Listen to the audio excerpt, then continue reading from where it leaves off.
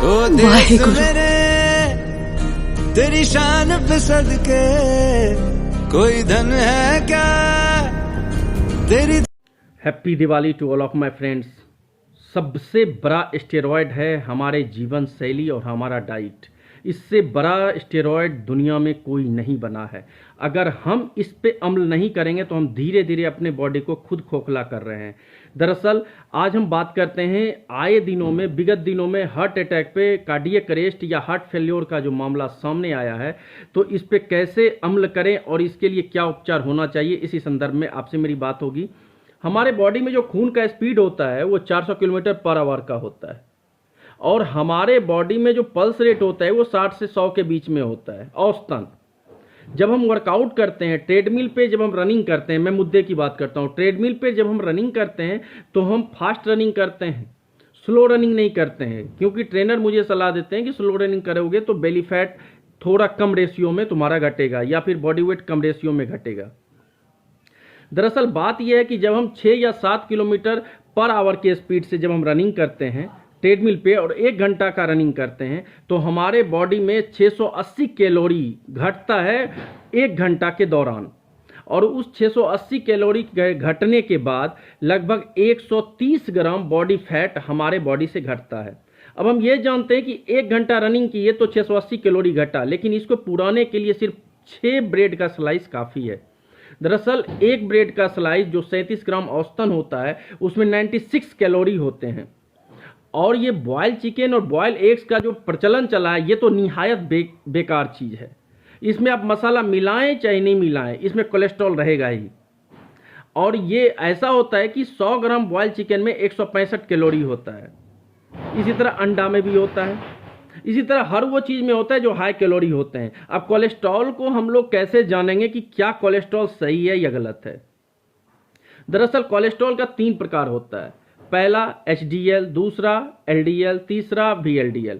High density lipoprotein, very low density lipoprotein, low density lipoprotein.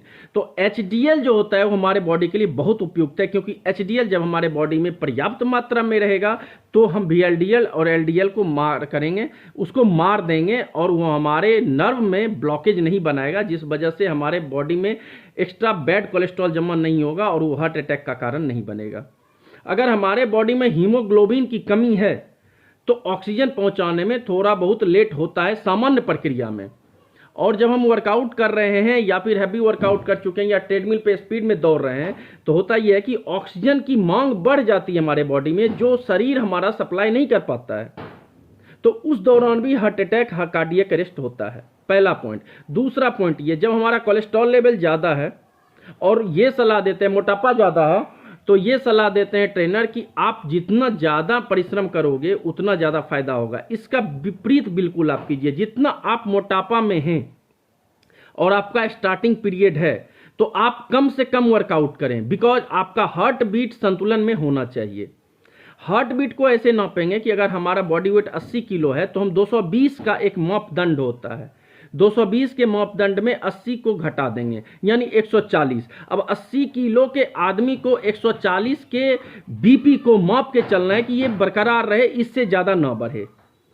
और जितना heavy cholesterol होगा, जितना हैवी फैट होगा बॉडी में, उतना कम वर्कआउट कीजिए, क्योंकि आपका बॉडी फैट, आपका मोटापा उस तरह के पल्स रेट को झेलने के लिए तैयार नहीं है। तो दूसरा कारण ये भी है जो आपका हार्ट अटैक होता है।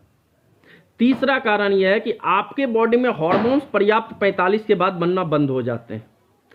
3 तरह के हार्मोन्स काफ़ी ज़्यादा डिपेंडेबल होते हैं। पहला टेस्टोस्टेरोन, दूसरा लेप्टिन, तीसरा T3 और T4।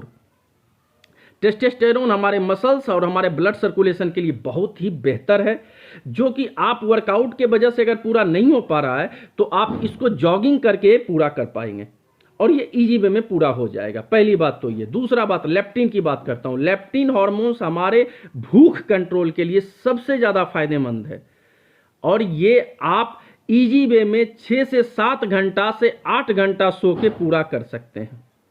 अब बात आती है T3 और T4 हार्मोन्स की। ये हमारे बॉडी में फैट घटाने के लिए सबसे नंबर 1 उत्तरदायी होता है, जिसको आप आयोडीन खा के या विटामिन विटामिन D3 कैल्शियम खा के इसको कम कर सकते हैं। ये टेबलेट फॉर्म में नहीं खाएं, ये नेचुरल वे में खाएं।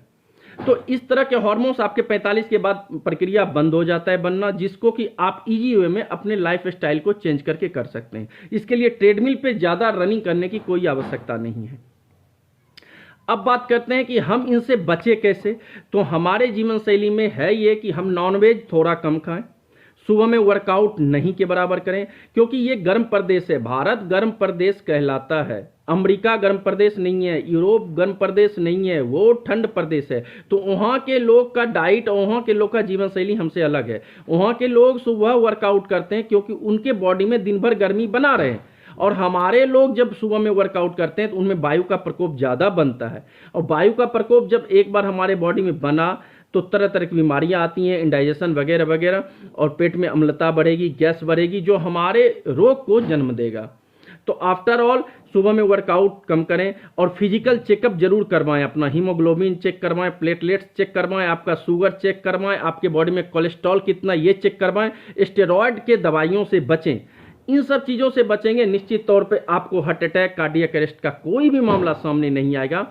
और cardiac arrest, heart failure, heart attack, blood clottage, धमनियों का फट जाना या फिर थक्का जमना, इस संदर्भ में हम एक ज़बरदस्त वीडियो आगे बनाएंगे जिसमें हम आपको कुछ मेडिसिन भी बताएंगे। लेकिन अगर आप हमसे कांटेक्ट करेंगे, आपके दुर्भाग्यवश स्थिति में जब आपके साथ ऐसा अनफॉर्चुनेटली होता है, तो आप अगर मुझसे कांटेक्ट करेंगे तो मैं आपको उचित मेडिसिन ऐसा बताऊंगा जिससे आपके लिए बहुत फायदेमंद होगा और आपकी जान बच सकती है। मैं अपना नंबर मेंशन कर दूंगा, मैं अपना जीमेल मेंशन कर दूंगा, आप मुझसे कांटेक्ट कर सकते हैं अगर किसी भी साथी को इस तरह का कोई दुष्प्रभाव आया तो।